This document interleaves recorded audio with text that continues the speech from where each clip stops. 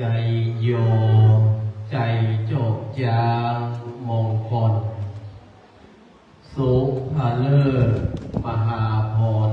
ยิ่งแล้วลาภะจงมาดลตัวตั้นแลนาสุขเกษมผ่องแผ้วผ่านพ้นภัยเข็ญอันเจิญหริปุ่นใจเจ้าเจดีพระนางจามัตเตวีโลกไวพระรอดเรื่องรังสีกวนก้าเมืองเฮยมาอภิบาลไกลอยู่ด้วยสวัสดีกราบไวสาอย่างพุทธปิมปาสารุปเจ้าอันเป็นองค์พระเจ้าจุมบุญพุทธประธานณวิหารวัดโบสถ์น้ำดิบแห่งนี้ไวสายังปรมีธรรมหลวงปู่ครูบาเจ้าศรีวิชัยสิริวิชัยโยนักบุญแห่งล้านนาไทยผู้รู้อาจาริยกรรมฐานเจ้าไหวสายังศีลธรรมขันติธรรมปรมีธรรมหลวงปู่ครูบาหม่อนเจ้าอภิชัยข่าวผีอันเป็นสาธุสิทธิ์ยึดมั่นในปฏิปทาแห่งครูบาอาจารย์คือหลวงปู่ครูบาเจ้าศรีวิชัยและเราขอไหวสาอย่างองค์พระอุปชาหลวงพ่อธรรมครูธีรกิจจาธิคุณรองเจ้าคณะตำบลน้ำดิบพระอุปชาในพิธีบรรพชาอุปสมบทเฉลิมพระเกียรติเนื่องในวันเฉลิมพระชนมพรรษาพระบาทสมเด็จพระวชิรเกล้าเจ้าอยู่หัว ประจำปีพุทธศักราช 2569 ของหน่วยอบรมประชาชนประจำตำบลน้ำดิบคณะสงฆ์ตำบลน้ำดิบและคณะศรัทธาวัดโบสถ์น้ำดิบและผู้ดมข้าสถานจังหวัดลำพูนด้วยการอุปถัมภ์ขององค์การบริหารส่วนตำบลน้ำดิบในวันนี้ได้รับเกียรติจากท่านรัชพลปรมีท่านประอาวุโสอำเภอปราสาทได้ปฏิบัติหน้าที่ประธานในพิธีและได้รับการอนุโมทนาบุญจากท่านปลัดมโนทิพย์มโนปลัดอำเภอปราสาทท่านรองสุรเชษฐ์คำสุวรรณรองนายกองค์การบริหารส่วนตำบลน้ำดิบและทางฝ่ายบ้านน้ำดิบเหลือผู้ใหญ่บ้านเบญจวรรณชายน้อยและทางฝ่ายผู้ดมข้าราชการล้านนาซึ่งมีกัลยาณมิตรทุกท่านและสิ่งที่สำคัญที่สุดกุลบุตรผู้มีศรัทธาเจตนาจะบรรพชาในพระพุทธศาสนาเป็นเนื้อนาบุญอันยิ่งใหญ่องค์พระสัมมาสัมพุทธเจ้าได้ตรัสว่ากิจโฉมนุสสะปฏิลาโภการเกิดเป็นมนุษย์นั้นถือว่าเป็นลาภเป็นโชคอย่างยิ่งเพราะเราได้มีโอกาสที่จะกระทำบุญเราได้มีโอกาสที่จะสร้างคุณงามความดีในวันนี้ไม่เพียงแค่ผู้ที่บรรพชาอุปสมบทเท่านั้นยังรวมถึงญาติพี่น้องพ่อแม่แม้ว่าแขกผู้มีเกียรติทุกท่านย่อมได้รับมหาอานิสงส์ผลบุญนี้ตามจึงเป็นสิ่งที่น่าอนุโมทนาเป็นอย่างยิ่งการบรรพชาอุปสมบทในครั้งนี้เราจะแบ่งเป็นสองภาคคือหนึ่งในภาคบรรพชาจะเป็นภาคที่ประกอบด้วยพิธีที่เราจะแสดงซึ่งความจงรักภักดีในสถาบันพระมหากษัตริย์อันเป็นสถาบันที่เราเทิดทูนยิ่งเนื่องในมหาวโรกาสอันเป็นมงคลวันเฉลิมพระชนมพรรษาพระบาทสมเด็จพระปรเนศพระรามาธิบดีศรีสินธรมหาวชิราลงกรณ์พระวชิรเกล้าเจ้าอยู่หัวในวันที่ 28 กรกฎาคมที่จะถึงนี้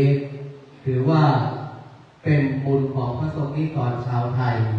แม้ว่าเราจะอยู่ในท้องถิ่นที่ห่างไกลแต่เราก็มีความสำนึกรักและภักดีในสถาบันอย่างไม่เสื่อมคลาย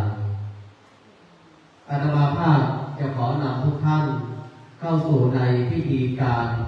ในภาคเช้าจะนำเรียงลำดับให้ท่านได้รับทราบเมื่อนำเรียงลำดับแล้วก็จะนำทุกท่านเข้าสู่พิธีการเป็นลำดับไปเมื่อทุกอย่างพร้อมก็จะเป็นการที่เรานั้นจะได้สักการะอย่างองค์พระพุทธปฏิมาองค์พระพุทธประธานตามแบบแห่งพุทธบริษัทด้วยการจุดธูปเทียนบูชาพระรัตนตรัยโดยท่านประธานในพิธีท่านรัชพลปรมีท่านปลัดอาวุโสอำเภอปราสาทและหลังจากนั้นท่านปลัดมโนทิพโนจะได้จุดธูปเทียนบูชายังศีลธรรมบารมีธรรมหลวงปู่ครูบาเจ้าศรีวิชัยท่านรองสุรเชษฐ์คำสุวรรณท่านรององค์การรองนายกองค์การบริหารส่วนตำบลน้ำดิบจะได้กดสวิตช์จุดธูปเทียนบูชาศีลธรรมบารมีธรรมหลวงปู่ครูบาเจ้าอภิชัยขาวปีเมื่อเรียบร้อยแล้วเราก็จะกล่าวคำบูชาพระรัตนตรัยหลังจากนั้นท่านรัชพลปรมีท่านประธานอาวุโสอำเภอปราสาทจะได้ไปยืนเบื้องหน้าพระบรมฉายาลักษณ์ของพระบาทสมเด็จพระวชิรเกล้าเจ้าอยู่หัวทุกท่านจะได้ยืนขึ้นและทำความเคารพพระบรมฉายาลักษณ์พร้อมกันหลังจากนั้นท่านประธานจะได้เปิดเผยสักการะและถวายความเคารพพ พร้อมกันนั้นจะได้กล่าวคำถวายพระพรชัยมงคลและท่านประธานในพิธีจะได้เป็นประธานมอบผ้าไตรให้กับผู้ที่จะเข้าบรรพชาหลังจากนั้นท่านประธานก็จะได้กลับเข้ามานั่งที่เดิมและท่านอาจารย์พระสินธนวุฒโธก็จะได้นำผู้บรรพชาประกอบพิธีบรรพชาเป็นสามเณรเมื่อบรรพชาเป็นสามเณรเรียบร้อยกลับมารับศีล10ท่านประธานในพิธีจะได้ไปยืนเบื้องหน้าพระบรมฉายาลักษณ์อีกครั้งหนึ่งถวายความเคารพเรียบร้อยแล้วท่านจะได้กลับหลังหันยืนหันหน้าออกมาและจะได้ถวายบาตรให้กับสามเณรผู้บรรพชาเมื่อถวายบาตรเรียบร้อยแล้วพระประธานกลับมานั่งที่เดิมเราทั้งหลายเราจะได้ทำบุญตักบาตรสามเณรใหม่รับอานิสงส์ทำบุญตักบาตรเพื่อเป็นการทนุบำรุงค่าน้ำค่าไฟในพระพุทธศาสนาวัดบ่อน้ำดิบแห่งนี้เรียบร้อยแล้วก็จะมีการถ่ายรูปหมู่เรียบร้อยก็จะมีพิธีโปรยทานและหลังจากนั้นก็จะถวายภัตตาหารเพลเลี้ยงอาหารกลางวันก็เลยว่าช่วงนี้เป็นช่วงลำใหญ่ก็จะไม่มีผู้คนมากมายเหมือนดังเช่นจัดงานทุกครั้งแล้วก็ชาวบ้านรวมไปถึงคณะศรัทธาส่วนใหญ่แล้วก็ประกอบอาชีพเกษตรกรรมเมื่อเรารับประทานอาหารกลางวันเสร็จเวลา 11:40 นาทีทุกคนก็จะขึ้นมาพร้อมกันวันนี้อีกครั้งหนึ่งในท่ามกลางก็จะเป็นการประกอบพิธีอุปสมบทอันนี้ก็จะเป็นพิธีในภาคกายดังนั้นเมื่อเราได้บิณฑบาตเรียบร้อยแล้ว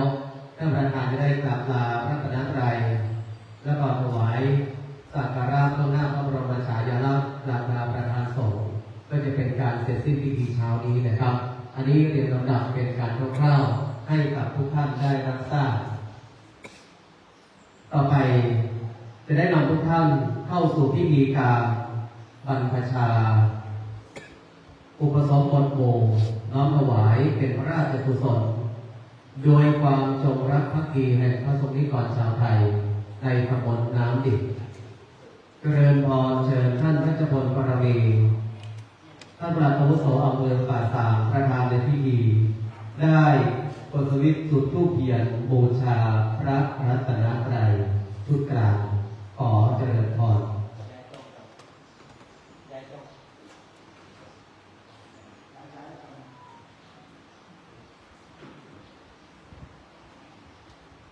ทุกท่านประนมมือ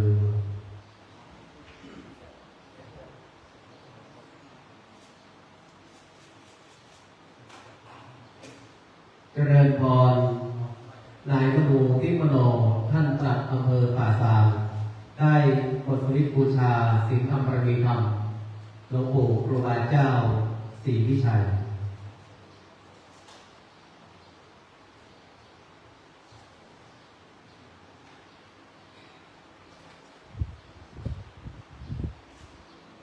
และเจริญพรเชิญท่านรองสุรเชษฐ์คำสุวรรณท่านรองนายกองค์การบริหารส่วนตำบลนาดิบได้กดสวิตช์บูชาศีลธรรมประมีธรรมปฏิธรรมหลวงปู่ครูบาเจ้าอภิชัยขาวตี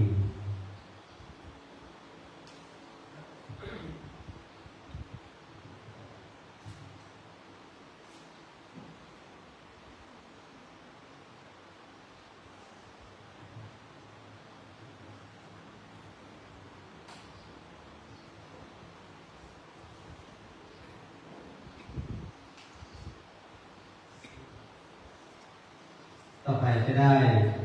กล่าวคำบูชาพระรัตนตรัยทุกท่านประนมมือกราบ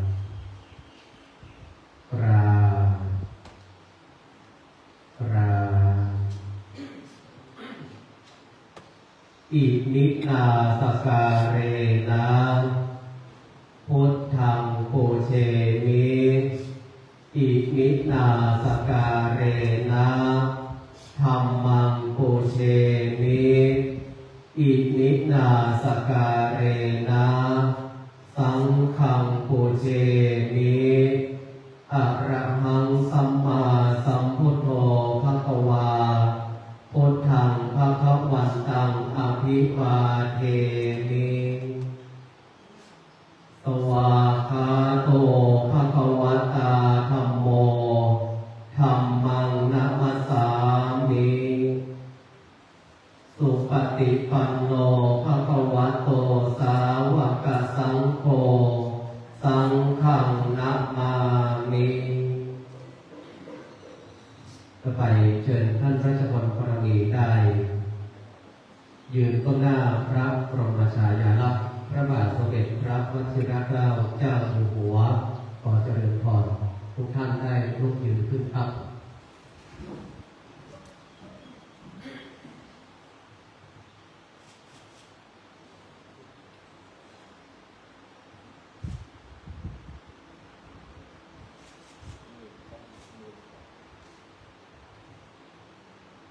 ถวายความเคารพ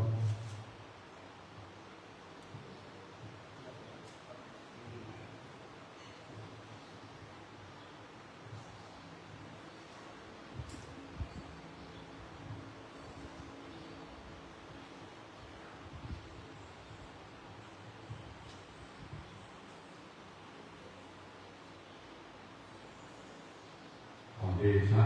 ฝ่าละอองธุลีพระบาทปกเกล้าปกกระหม่อมข้าพระพุทธเจ้าทั้งหลายขอพระราชทานพระบรมราชวโรกาสกราบทูลถวายพระพรชัยมงคล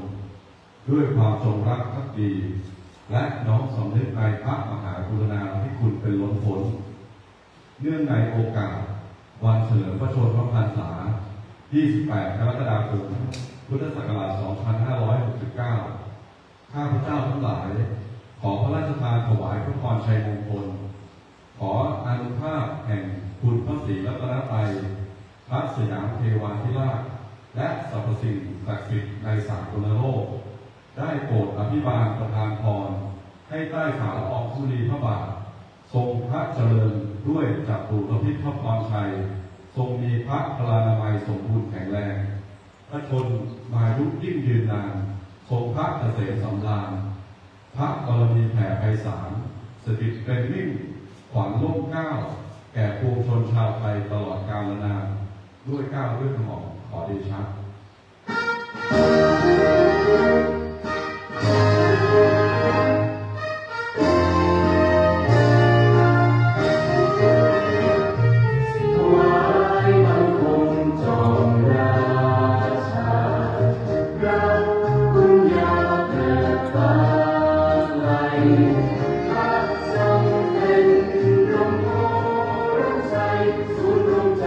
ชาวไทยสมัครสมานถวายพระ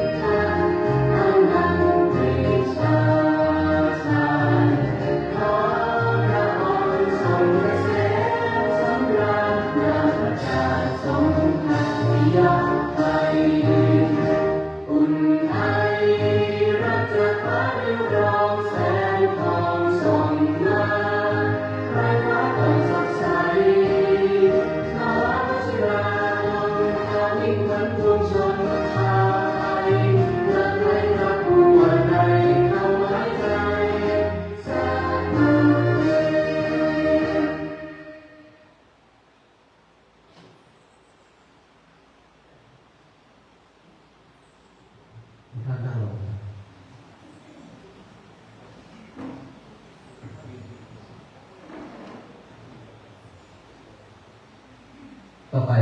ท่านราชพลปรวีท่านประธานอาวุโสอำเภอปราสาทประธานในพิธีจะได้ถวายผ้าไตรให้กับผู้ที่จะเข้าสู่พิธีบรรพชา ขอผู้ที่จะเข้าสู่พิธีบรรพชา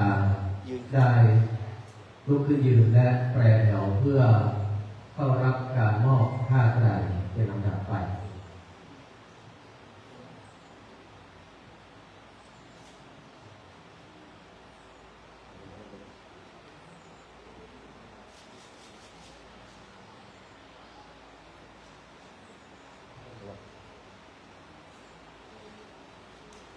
คนรูปหนึ่งเป็นสามเณรอยู่แล้วนะครับ ก็จะได้นั่งรอให้พิธีการนี้ผ่านไปก่อน เพื่อที่จะเข้าร่วมพิธีในภาคบ่ายก็คือประสงค์นะครับในของท่านที่เดิมต่อไปนิมนต์ท่านอาจารย์พระสิทธิ์ธนรุ่งพงศ์ได้เป็นพิธีการบรรพชาลำดับไปขอรับผิดชอบการ เอาผ้าวางก่อนแล้วไปเอาประเคนแก้วผ้าวางที่เก้าอี้ก่อนเคนแก้ว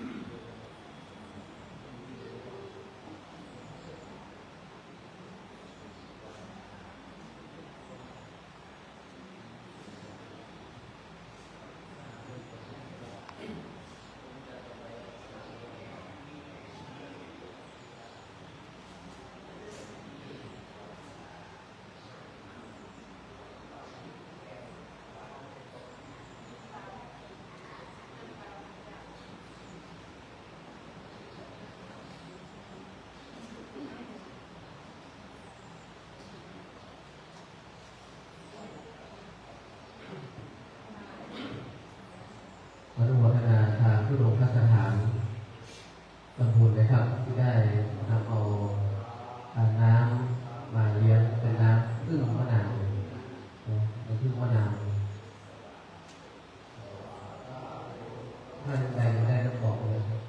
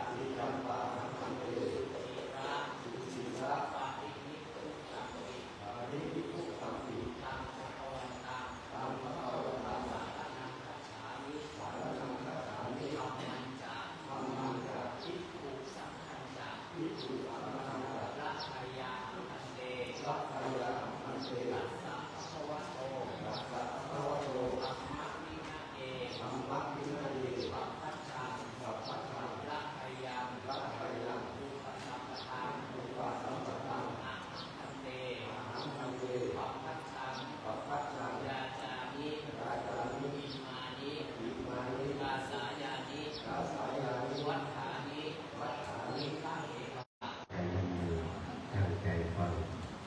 บรรยากาศที่เราจะได้ดูกันวันนี้วันนี้โดยเธอทั้งหลายมาขอบรรพชาบุญสมบูรณ์ในพระพุทธศาสนาเพื่อปลุกศรัทธาประสาทความเชื่อความตั้งใจในพระพุทธเจ้าซึ่งเป็นผู้สร้างศาสนาและทรงอนุญาตในการบรรพชาสมบูรณ์อันนี้เบื้องต้นจะปลูกศรัทธาประสาทความเชื่อความตั้งใจนั้นต้องรู้จักว่าพระพุทธเจ้ามีคุณความดีอย่างไรก่อนพระพุทธเจ้าของเรานั้นมีคุณความดีคือมีพระปัญญาวิชาฉลาดรอบรู้สิ่งที่ควรรู้ควรเห็นและควรเห็นให้เกิดประโยชน์และไม่ใช่ประโยชน์พระองค์มีพระบวรสันดานเต็มไปด้วยความเมตตากรุณาในหมู่สัตว์ซึ่งเราร้องเป็นเพลินกิเลสในกองทุกข์ทรงแสดงธรรมให้สัตว์ได้ฟังปฏิบัติจะเพลินกิเลสในกองทุกข์เสียได้มิได้ทรงเห็นความทุกข์ยุ่งยากเย็นเย็นของพระองค์ส่วนนี้เรียกว่าพระบริสุทธิ์ที่ถูกพระองค์มีพระบวรสันดานเต็มไปด้วยความเมตตากรุณาในหมู่สัตว์ซึ่งเราร้องเป็นเพลินกิเลสในกองทุกข์ทรงแสดงธรรมให้สัตว์ได้ฟังปฏิบัติจะเพลินกิเลสในกองทุกข์เสียได้มิได้ทรงเห็นความทุกข์ยากเย็นเย็นของพระองค์ส่วนนี้เรียกว่าพระมหากรุณาที่ถูกท่านผู้อยู่ดำรงในพระพุทธศาสนานี้เรียกว่าพระพุทธเจ้าแต่ว่าท่านผู้รู้ดีรู้ชอบในเมื่อพระพุทธเจ้ารู้ดีรู้ชอบเช่นนี้แล้วทรงดูกรุณาในหมู่สัตว์ทรงแสดงธรรมแนะนำสั่งสอนทางคำสั่งสอนของพระองค์นั่นแหละเรียกว่าปริยัติธรรมก็เป็นคนที่ผู้ปฏิบัติต้องพึงเล่าเรียนข้อมูลจำตรงศึกษาให้รู้เข้าใจในความใจความนั้นเป็นวิทยาทางประกาศข้อปฏิบัติคือศีลสมาธิปัญญาแต่ด้วยการศีลสมาธิปัญญานี้ให้บริสุทธิ์บรรลุถึงมรรคผลนิพพานอันใดมรรคผลนิพพานนั่นแหละเรียกว่าปฏิเวทธรรมก็เป็นคนรู้แจ้งในตลอดในเฉพาะปัญญาปริยัติก็ดีปฏิบัติก็ดีปฏิเวทก็ดีทั้งสามประการนี้เรียกว่าพระธรรมก็เป็นสภาพผู้ปฏิบัติไว้ไม่ให้เป็นคนชั่วให้ตั้งอยู่ในที่ดีไม่ให้ตกในชั่วที่ทุกข์ติดไปเป็นต้นหมู่ชนที่ได้สดับรับฟังคำสอนของพระสัมมาสัมพุทธเจ้าแล้วตั้งใจปฏิบัติศีลสมาธิปัญญาให้บริสุทธิ์บริบูรณ์จนละอาสวะกิเลสขาดจากกิเลสสันดานโดยเอกเทศบ้างโดยสิ้นเชิงบ้างตามภูมิที่รับกิเลสนั้นว่าพระโสดาบันพระสักกะคามีพระอนาคามีพระอรหันต์ทั้งสี่จำพวกนี้แหละเรียกว่าพระสงฆ์เพราะเป็นหมู่เป็นพวกที่ประพฤติเสมอกันคือศีลและทิฏฐิพระพุทธพระธรรมพระสงฆ์เป็นสิ่งสำคัญที่สุดในพระพุทธศาสนาผู้จะมาขอบรรพชาอุปสมบทต้องตั้งใจเป็นสรณะที่เคารพนับถือเสียก่อนเหตุฉะนั้นตัวเจ้าตรงตั้งใจว่าตามบัดนี้ว่าตามนะบัดนี้ข้าพเจ้าถึงพระพุทธเจ้าเป็นสรณะที่เคารพนับถือของข้าพเจ้าบัดนี้ข้าพเจ้าถึงพระธรรมเป็นสรณะที่เคารพนับถือของข้าพเจ้าบัดนี้ข้าพเจ้าถึงพระสงฆ์เป็นสรณะที่เคารพนับถือของข้าพเจ้าเมื่อถึงพระพุทธเจ้าพระธรรมพระสงฆ์เป็นสรณะที่เคารพนับถือเช่นนี้แล้วจึงได้สมควรได้บรรพชาตามพระบรมพุทธานุญาตต่อไปบัดนี้เธอทั้งหลายจงตั้งใจเรียนพระกรรมฐานตามแบบโบราณอาจารย์แต่ปางก่อนได้สอนสืบมาเป็นอุบายสมาธิให้เกิดขึ้นได้เป็นที่ตั้งของปัญญาต่อไปจึงจงศึกษาตามพระนัยยะบาลีทางนี้ก่อนว่าตามนะเกสาโรมานะขา ทันตาตะโจอันนี้เรียกว่าอนุโลมและร้อยเป็นตอนลำดับจะกลับมาเป็นปฏิโลมว่าตะโจทันตานักขาโลมาเกสาจงศึกษาให้รู้เรื่องความว่าเกสาคือสิ่งที่เป็นเส้นงอกขึ้นบนศีรษะเบื้องหน้าเพียงหน้าผากเบื้องหลังเพียงปลายคอต่อเบื้องขวามีหูทั้งสองข้างเป็นที่สุดได้แก่ผมโลมาคือสิ่งที่เป็นเส้นยกเว้นเกสาเสียงอกขึ้นทั่วสะพานกายยกเว้นฝ่ามือฝ่าเท้าเรียกว่าขนหน้าขาคือสิ่งที่เป็นเกล็ดงอกขึ้นจากปลายมือปลายเท้าทุกแห่งเรียกว่าเล็บทันตาคือกระดูกที่เป็นชี้งอกขึ้นจากตาเบื้องล่างเบื้องบนสำหรับกดเคี้ยวอาหารเรียกว่าฟันตาโจคือสิ่งอยู่ที่พุ่งอยู่ทั่วตัวของเราเรียกว่าหนังเมื่อรู้จักสิ่งทั้งห้านี้แล้วพิจารณาอะไรจึงจะเป็นภาคกรรมฐานถ้าพิจารณาเป็นของดีของงามน่ารักใคร่พึงใจก็ไม่เป็นภาคกรรมฐานเพราะการพิจารณาเช่นนี้เป็นเหตุให้เกิดความกำหนัดยินดีที่มิเกิดให้เกิดขึ้นเป็นปัจจัยย่อยโยนกิเลสเช่นนี้ซึ่งเกิดขึ้นแล้วก็แก่กล้ามากขึ้น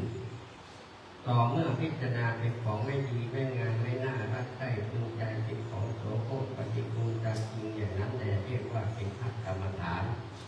เพราะการพิจารณาเช่นนี้เป็นเหตุการห้ามกันความกำหนัดยินดีที่มิเกิดไม่ให้เกิดขึ้นเป็นอุบายปราบปรามกิเลสที่นี้ซึ่งเกิดขึ้นแล้วก็ให้สงบน้อยเบาบางเป็นจากสันดานเมื่อพิจารณาโดยอาการย่อเพียงเท่านี้ไม่พอก็จะเห็นได้ว่าเป็นของปฏิกูลน่าเกลียดลงพิจารณาละเอียดออกไปโดยส่วนทั้งห้านี้คือสีสันฐานกลิ่นที่อยู่ที่เกิดผมขนและฟันหนังเป็นอย่างไรสีเป็นอย่างไรสันฐานรูปร่างเป็นอย่างไรกลิ่นเป็นอย่างไรที่อยู่ที่เกิดอยู่ที่ไหนเมื่อพิจารณาเช่นนั้นก็สีก็ไม่งามสันฐานรูปร่างก็ไม่น่ารักใคร่กลิ่นก็เป็นที่ปฏิกูลที่เกิดที่อยู่ก็เกิดในอันทุกข์แท้ทุกข์โทโลหิตบัดนี้จะได้มอบผ้ากาสายะเพื่อสำเร็จกิจเบื้องต้นในการบรรพชาตามว่าเราผู้ดานุญาตเจ้าจงถือเอาผ้ากาสายะเหล่านี้ออกไปนุ่งห่มเสร็จแล้วมาไหว้ภิกษุทั้งหลายมาขอไตรสรณคมและอุปศีลในโอกาสต่อไปทยอยเข้ามา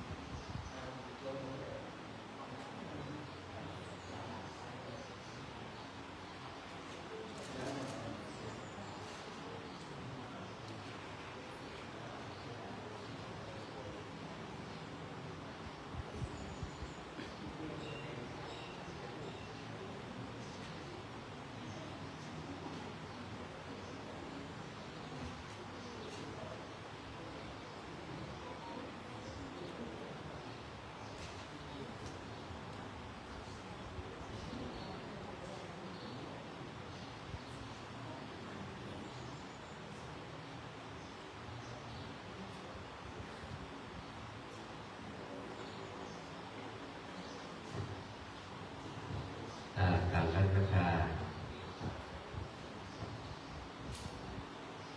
การบรรพชาที่สาหารูปน้องว่าแบบใหม่ถ้าแบบเก่านี่จะเป็นทุกขสัตว์วันขานิพันเตถ้าใช้เวลาหน่อยอาจจะได้มีการลุกนั่งยืนลุกนั่งมีการนั่งการยืนการนั่งการยืนขั้นตอนนักการที่เป็นสองพระพุทธเจ้าที่ผ่านมาที่วัดสามพระยา 15 วันว่าจะสอบผ่านพระผู้ไปสอบมีจำนวนอยู่420 รูปผ่าน377 รูปพระสงฆ์ที่ไปสอบนั้นก่อนการปฏิบัติการเป็นพระธรรมชาตินั้นต้องสอบต้องตั้งแต่เป็นเณรขึ้นไปเอาตัวเขาเป็นเณรแล้วมาเป็นพระอุปชาเดี๋ยวถ้าพระอุปชามาเป็นผู้เจ้าเห็นทุกตัวอักษรที่อยู่ในหนังสือเอาทั้งคู่ทั้งเดียว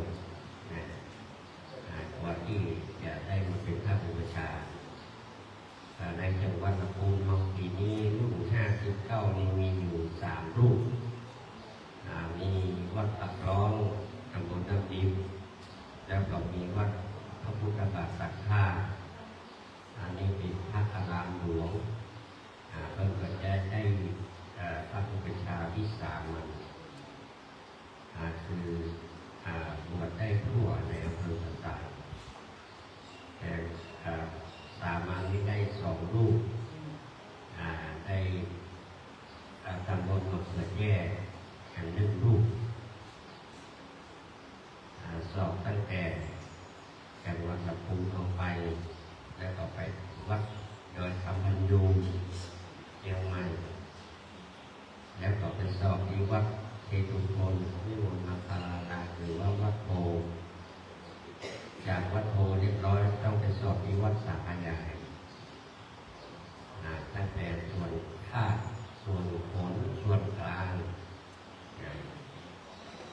ก็ฉะนั้นพระสงฆ์พระเจ้าบรรลุบรรจุบางองค์เพิ่นก็ในการท่องจำในการที่ออกภาษาบาลีนั้นก็บางทีอาจจะไม่ได้เรียนมาเพิ่นก็สอบอ่านสูงได้ซึ่งในส่วนกลางนี่จะมีเจ้าพระคุณสมเด็จผู้ตาจารย์วัดไตรมิตรเป็นประธานสมัชชามหาคณิตศาสตร์ตอนนั้นนี่เป็นเจ้าคุณพระพรหมดิโลกวัดปากน้ำตอนนี้เป็นสุเทพละเจ้าคุณธงชัยเจ้าคุณเสนาบดีวัดปทุมคงคาพระพรหมวันวิทย์ระดับชั้นพระธรรมและชั้นโทและสมเด็จจะสอบในส่วนกลางเอาไปนั่งพระผู้ใหญ่เป็นใจดีก็มามีที่ดอกนะประทานให้เราได้สบายใจสบายใจระดับสมทัศสมเด็จเองนั่งเป็นประธานตั้งแต่วันแรกจนถึงวันสุดท้ายเพิ่มมาเรื่องกำลังใจฉะนั้นในการสอบเข้าในการในแต่ละตำบลนี้ในอำเภอประทายเรานี้ตอนนี้ก็ทั้งอย่างหลายตำบลที่เป็นเจ้าคณะตำบลและไปสอบอย่างหลายตำบลต้องมีที่พูดไปละตำบลนั้นมีที่ต่อเจ้าคณะตำบลไปก็ไม่รอไปที่มีทีมในการบรรณาการยังประธานหน่วยอบรมประชาชนประจำ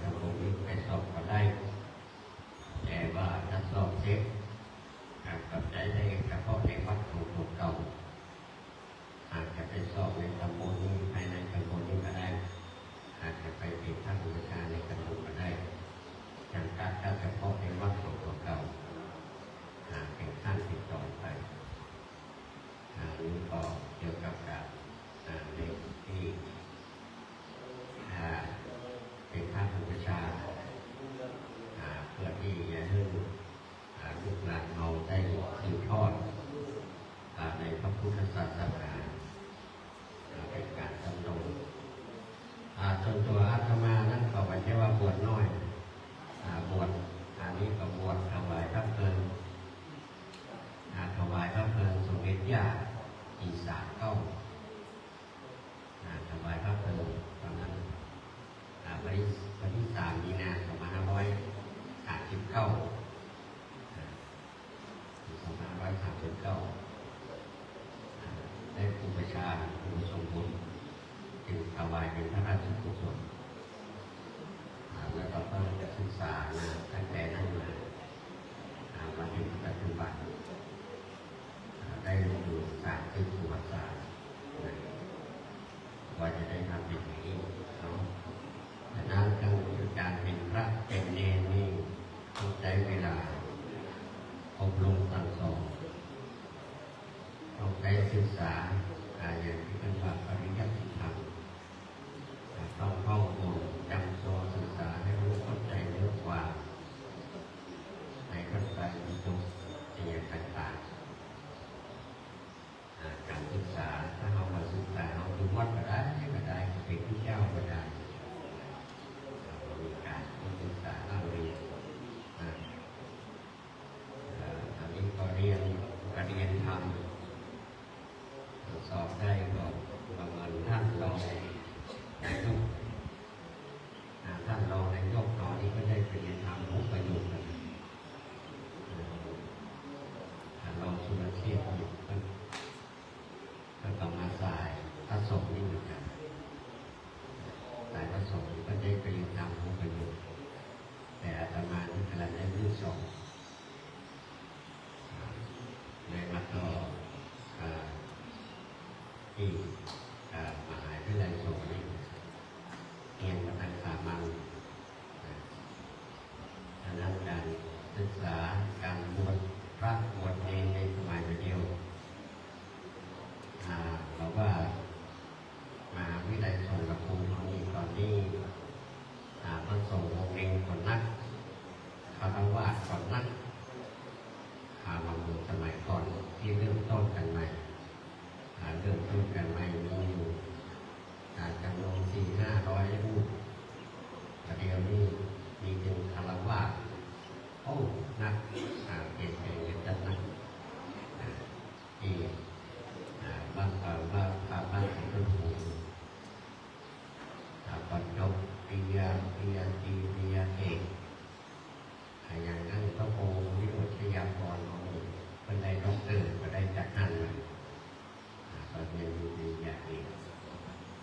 แล้วก็เป็นการที่พยายามรับ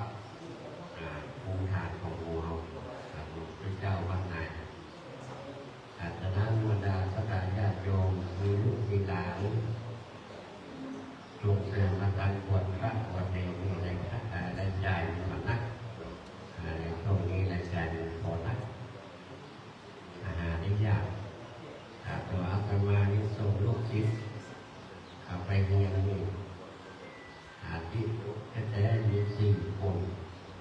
ที่จบปริญญาตรีตอนนี้ทำงานได้ดีหมดตอนนี้ทำงานได้ดีหมดขอย้อนพระธรรมที่ได้สั่งสอนไว้บัดเจว่าเรียนตามพระเจ้าพระสงฆ์องค์เองนี่มันมีงานทำมันแบบเป็นว่าบัดเดียวนี้มันทำหมดก็เป็นที่รองรับจากมหาวิทยาลัยต่างๆความรู้นี่แน่นกว่าราชภัฏแน่นกว่าที่อื่นเพราะว่ามหาวิทยาลัยสงฆ์นี่ก็จะติดตามท่านลูกศิษย์ทุกรูปทุกคนลูกใดขาดเกิน8 ครั้งที่ปัตตะเวมาเห็นได้นี้ประมาณนี้ไรทั้งนอกต้องมาสนใจต้องมีหน้าที่สอนอย่างเดียวลูกเต้าเราลังจะมาแล้วแต่วิไลของเรานี่เวลาครูทั้งนี้ติดตามนิสิต ทางนี้พัฒนาอย่างด้านใดที่ปัดช่วยเหลือกันไปอานิสงส์ของคณะสงฆ์ดังนั้นขอฝากบรรดาศรัทธาญาติโยมเด้อไปในลูกในนามจงขอพบก็ดีจะบวชเป็นสามเณรอาจจะเข้าโครงการบวชฟรีก็ได้ก็เป็นอย่างแบบจงไว้ประเดี๋ยวนี้เป็นได้เอาเป็นผู้คนสมมติยิ่งดีเป็นโลกเป็นธรรมเนาะเป็นโลกเป็นธรรม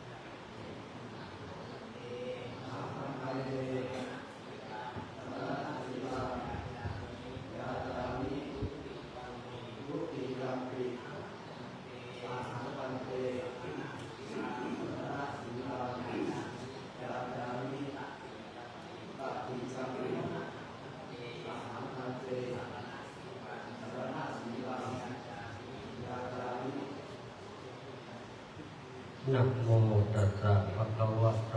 อะระหะโตสัมมาสัมพุทธัสสะนะโมตัสสะภะคะวะโต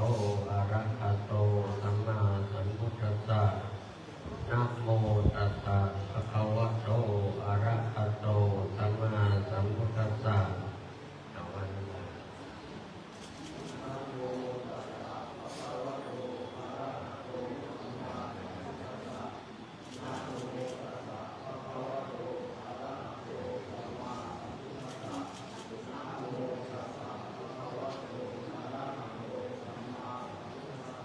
ยัตมหังวทามิตังวเทหิพุทธังสรณังคัจฉามิธัมมังสรณังคัจฉามิสังฆังสรณังคัจฉามิทุติยัมปิพุทธังสรณังคัจฉามิทุติยัมปิธัมมังสรณังคัจฉามิทุติยัมปิสังฆังสรณังคัจฉามิท ตัตติยัมปิพุทธังสรณังคัจฉามิ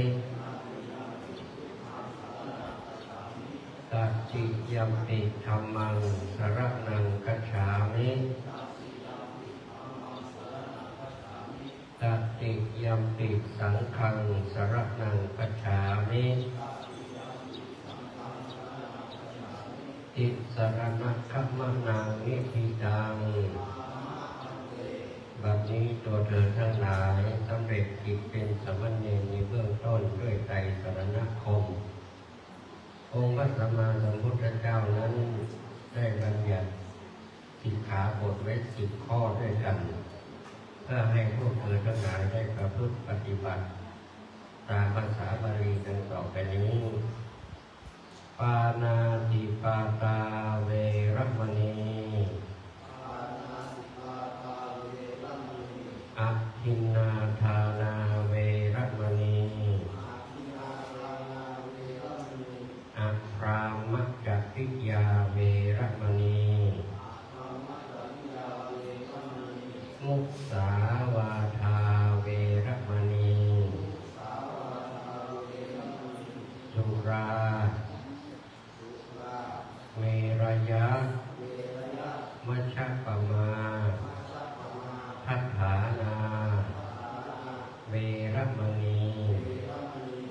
วิกาลโภชนาเวรมณีนัจจทิฏฐิ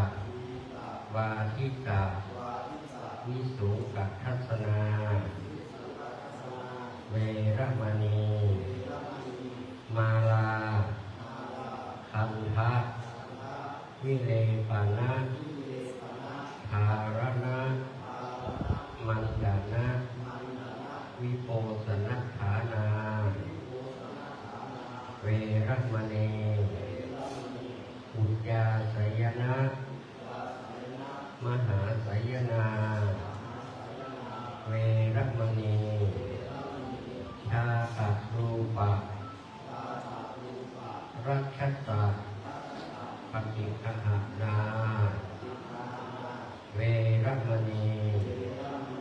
อิมานิทัสสะสิกขา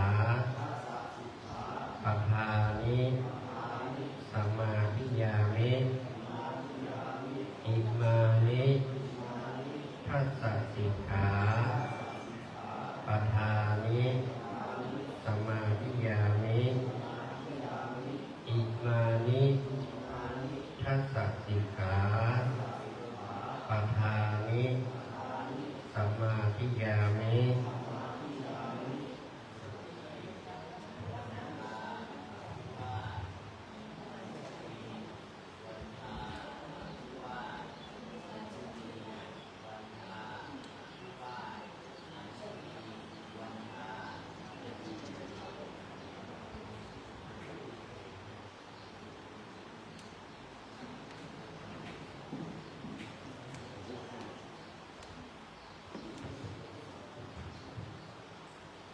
พระครูวิโรจน์เป็นสามเณรเรียบร้อยได้รับเป็นไตรสรณคมและศีลและเป็นที่เรียบร้อยที่เราจะได้ประพฤติปฏิบัตินี่ก็น้องว่าการบรรพชาเป็นสามเณรในช่วงบ่ายนั้นก็จะได้มีการอุปสมบทเราก็จะได้ดูความนิสัย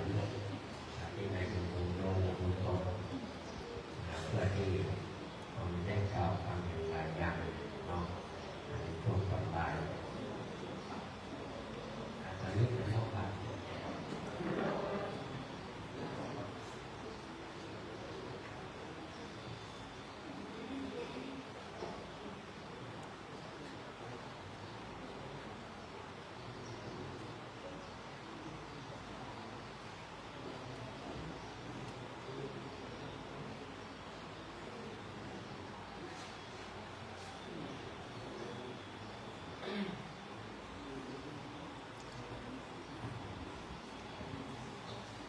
ประธาน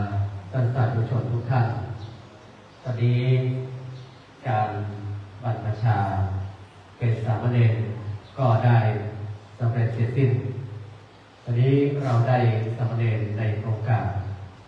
วันประชาอุปสมบทหมู่เฉลิมพระเกียรติจำนวน5 รูปด้วยกันซึ่งวัดโบสถ์น้ำดิบน้ำก่อได้มีการจัดพิธีบรรพชาอุปสมบทอยู่เนืองๆไม่ว่าจะเป็นวันสำคัญทางพระพุทธศาสนา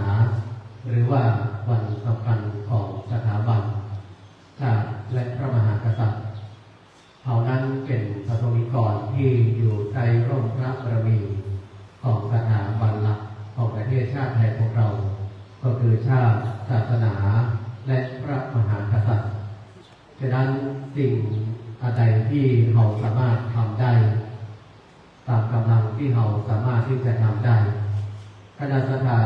วัดโบสถ์น้ำดิบคณะสัตยาตำบลน้ำดิบก็จะทำทุกกิจกรรมที่ทำและก็ทำทุกกิจกรรมเพื่อเกิดขึ้นได้ในความจงรักภักดีของคณะสัตยาเราทุกท่านก่อนที่จะได้มอบบาตรเพื่อกับสามเณรใหม่ทำความเข้าใจพระประธานญาติโยมว่าเมื่อท่านประธานมอบบาตรแล้วเอาไปได้ทำบุญตักบาตรเป็นการรับอานิสงส์สามเณรใหม่ของโรงการน้ำกาไฟของวัดหมดน้ำดินเรียบร้อยแล้วก็นั่งที่เดิมเมื่อสามเณรใหม่รับบาตรแล้วก็จะ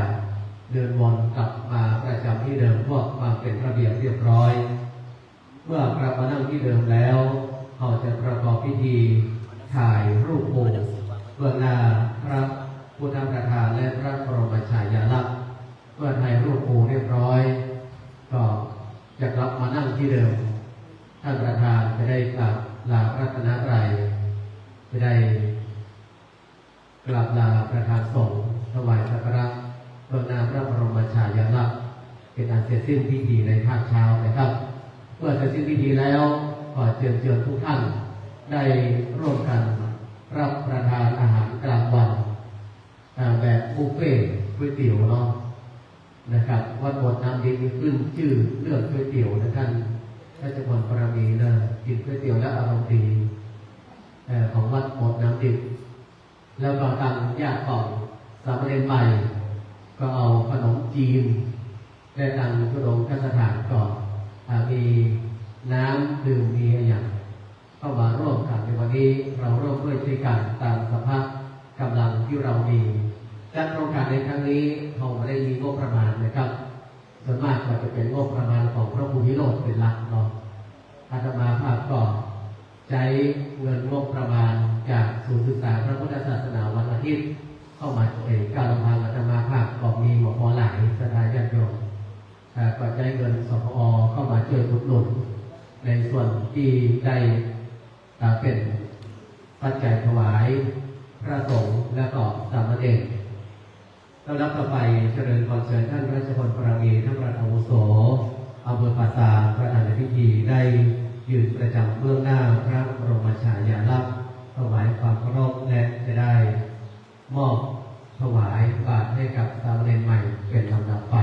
ก่อนเจริญพรสามเณรใหม่ลุกยืนขึ้นเลยครับที่คิวยืนบาตรก็ข้างในท่านจะทำที่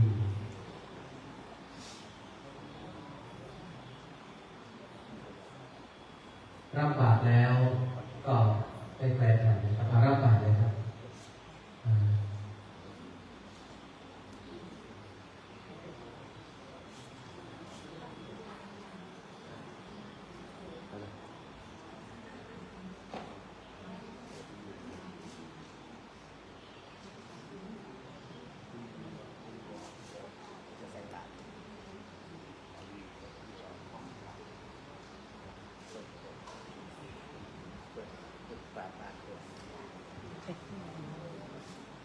แล้วถอยแถวหน่อยนะครับ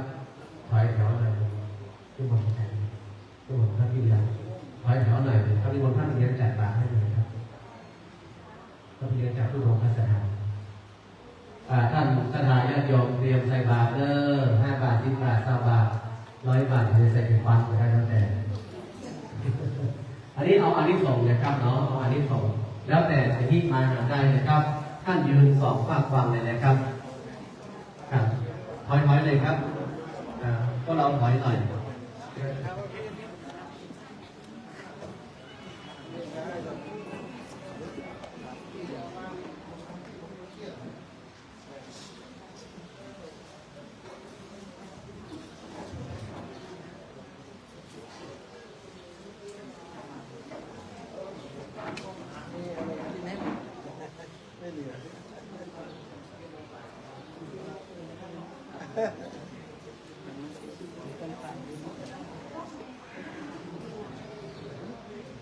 มาฝั่งนี้กล้องก่อนได้นะครับด้านนี้เดินหันหน้าเข้าหากัน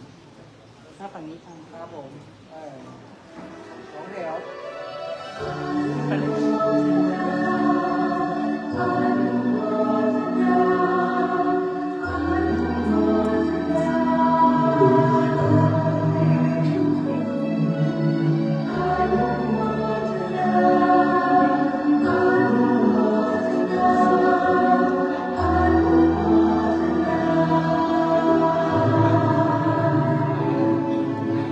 อนุโม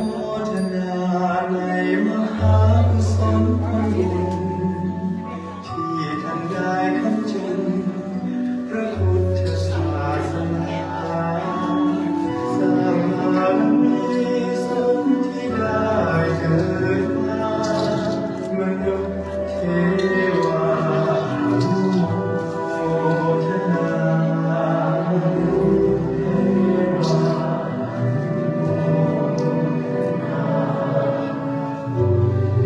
กุศล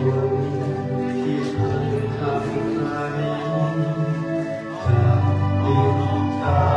มต่อไปภายภาคหน้าให้มีสิ่งชาติที่เกิดมาตราบกว่าเข้าสู่พันธาให้มีสุขชาติที่เกิดมาตราบจนกว่าเข้าสู่พันธา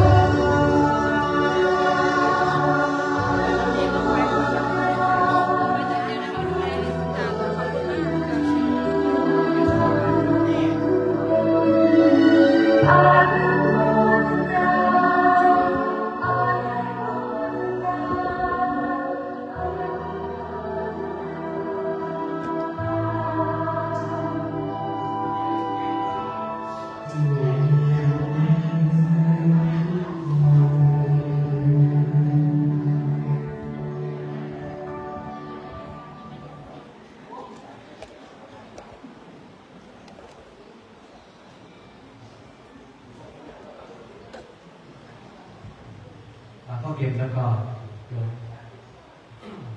เดี๋ยวนั่งด้านหน้าประชาบางวันนั่งด้านหน้าประชาเตรียมถ่ายรูปหมู่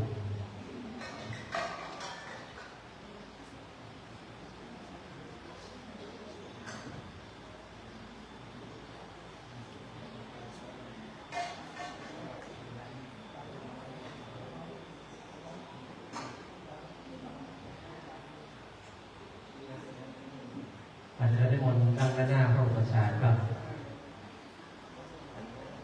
แล้วก็ทางหลังอยากจะถ่ายรูปหมู่ครับขยับมาที่ไหนติ๊บๆเลยติ๊บๆเลยหลวงพี่เปิ้ลนะเก็บภาพด้วยนะตามที่เราสัญญากันไว้ที่ไหนหลวงพี่เปิ้ลมาเก็บภาพไม่ได้เราสัญญากันเร็วๆอย่างที่มนต์ท่านจะมาสิ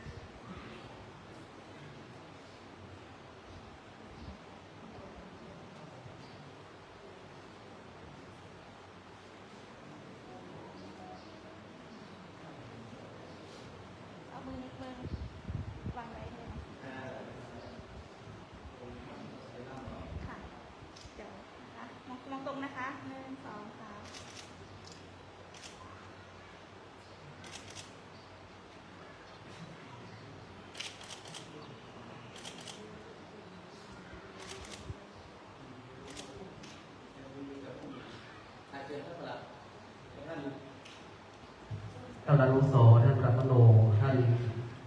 รองนายกแม่หลวงเชิญครับนี่ถ่ายภาพมุมกว้างระวังบังประชานะอันนี้จะมาทิศไหม แบ่งเป็นฝั่งละ2ก็ได้ค่ะ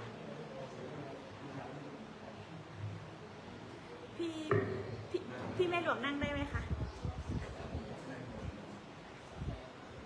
แล้วก็ขยับมาด้านนี้อีกนิดนึงค่ะ โอเคพนมมือเลยนะคะต้องนะคะ1 2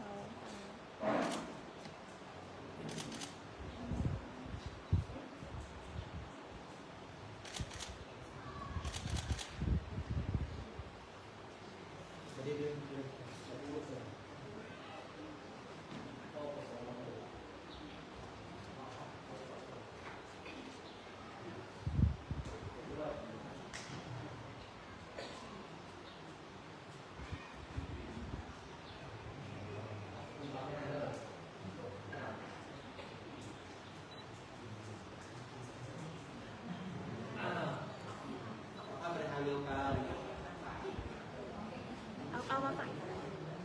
เอาต่ำลงอีกค่ะต่ำลงอีกโอเคมองกล้องเลยนะคะ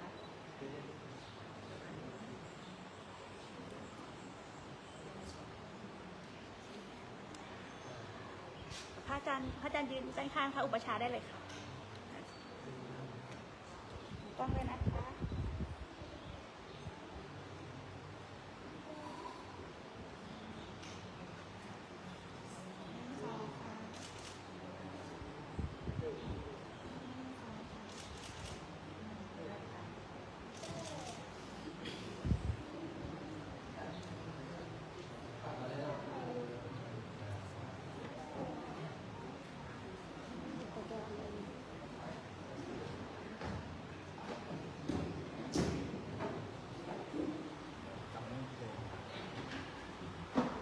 จะไปรับประทานในพิธีจะได้กราบกราบพระรัตนตรัยกราบกราบประธานสงฆ์และจะได้ถวายสักการะพระหน้าพระบรมฉายาลักษณ์เป็นลำดับไปขอเจริญพร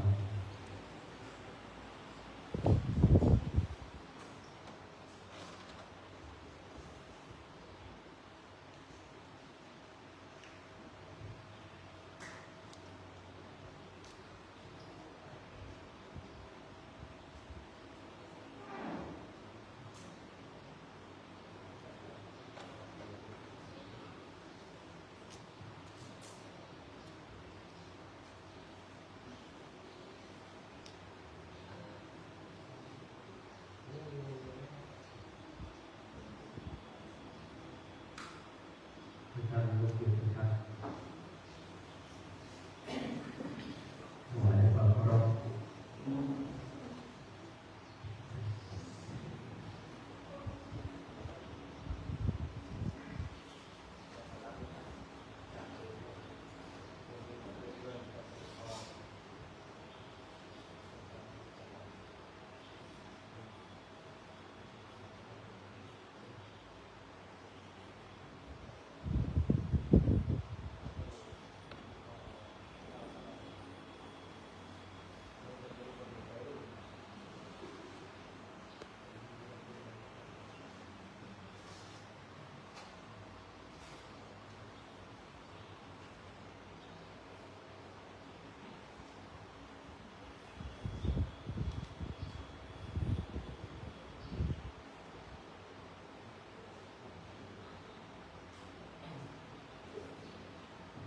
ทุกท่านนั่งลงครับ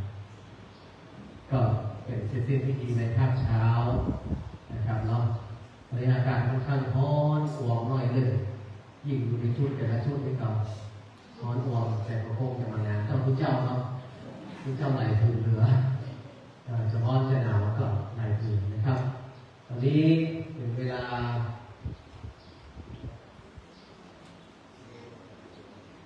11 โมงกว่าในบ้านเราได้จัดพระอาหารเพลนะครับได้ถวายกรรมวัฒนานิมนต์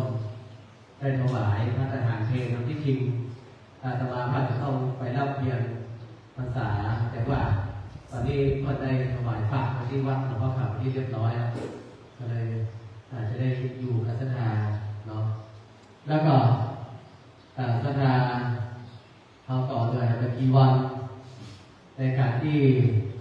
จะไปอาจจะเข้าเทศกาลพรรษาคือครับศรัทธาได้ทำบุญสุดทานกับแล้วก็ประกาศคือกับศรัทธาวัดบนน้ำดินเผาเนาะหลังจากที่เขามี